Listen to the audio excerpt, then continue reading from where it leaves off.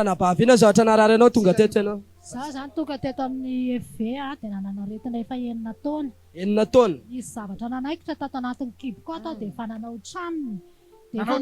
Nanao tranony izy zany dia masaky hodidiny dokotera. Dia noho naheno teto amin'ny FV hoe misy vavaka fanafana dia nandeha taty izay mivady zay moa lavitra be zany misanay. Mbola any Ambohimiarivo zay fa mbola lavidavitra ihany na tôbila aza dia sarotra. Mandeha vavaka mangaty zay ny andehananay aty. Dia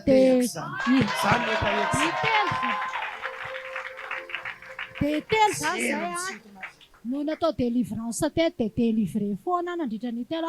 Tamin'ity androany ity zany nisy zavatra nofokofoka be tato anatin'ny Kiboka teo dia sady nanindrotrindrona be. Dia rehefa niraisin'ny Jesosy zany le izy dia afaka tsisy helokotsony. Tsy helokotsony. Wow! Tavatara mafy Jesosy. Halleluja!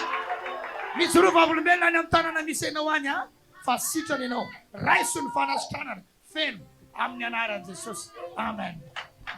Tavatara mafy be voninahitry ny Tompo. Feno Jesosy.